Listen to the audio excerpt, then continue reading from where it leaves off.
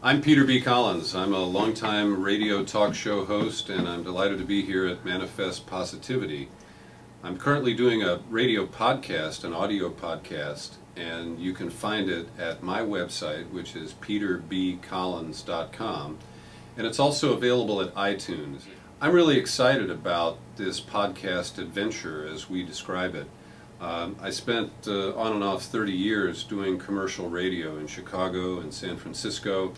Then I had a syndicated talk show that was on in 9 cities at its peak, including my good friends in Eureka, where I was actually on twice for a total of, I don't know, about 5 years.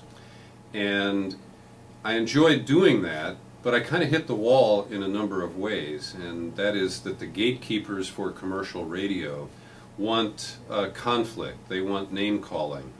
And I can do that, but it's not what I like to do.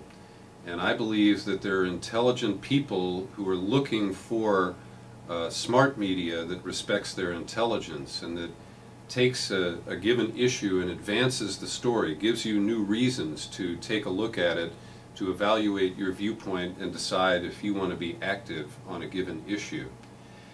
And in terms of this new podcast, while I'm covering a whole range of subjects, including recently Sam Berry came on the show and tried to teach me how to play the harmonica.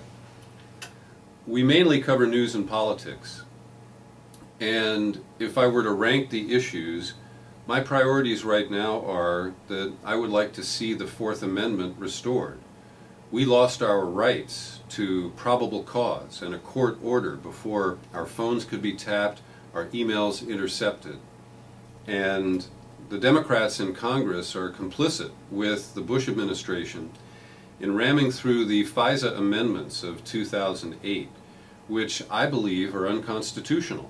And I would love to challenge those. In fact, I've been a party to a class action suit, but that suit was thrown out because the Obama administration asserts the same fuzzy state secret privilege that the Bush administration did. In fact, they've actually tried to build on those bad precedents and extend them even further.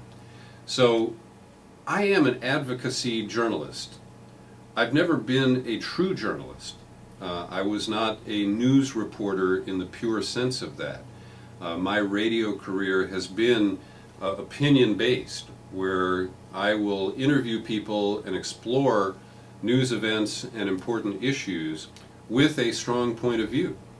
And I always tried to make clear the separation between my point of view and the information that we present.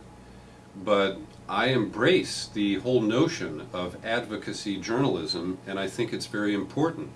At a time when newspapers are dying, when the corporate electronic media is driven by market research and the priorities of their corporate owners, to avoid certain subjects altogether. One example is the series of podcasts called Boiling Frogs that I'm doing with Sibel Edmonds. Sibel is somebody I have great respect for, and just to give you the thumbnail on her story, she was hired at the FBI after 9/11 because of her language skills. She was a translator, and in the course of her work, she discovered alarming things that have still not been properly disclosed to the American public.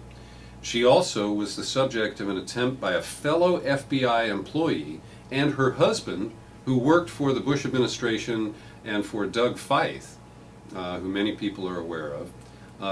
The Dickersons, they're known as, they tried to recruit Sibel Edmonds to become a compromised agent for the nation of Turkey.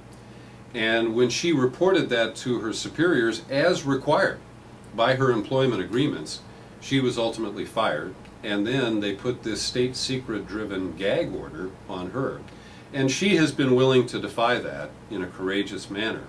And this is an area where I advocate for her freedom of speech, for our right to know, and for exposure, pardon me, exposure of the treasonous acts and other illegal acts and violations of our contract with our government officials.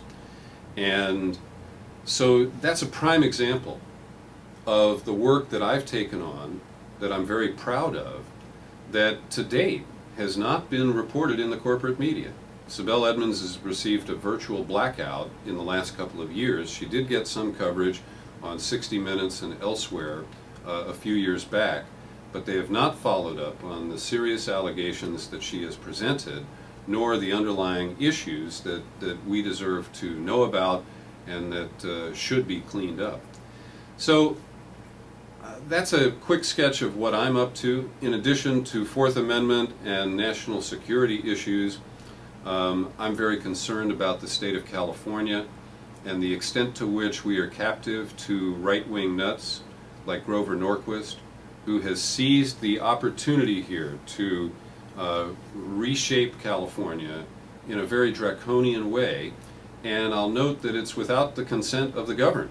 It's just being rammed through with the complicity of Democrats who hold the majorities in Sacramento, and this terrible governor that we've had, Arnold Schwarzenegger, who's been a total failure, and who his legacy will be that he destroyed much of what has made California great. So those are the things that I care about, I'm passionate about, and that I bring to the work that I do. And I invite you to join me via the podcast and let me know what you think. Your feedback is always valuable and very much welcome. Thanks for viewing this clip today.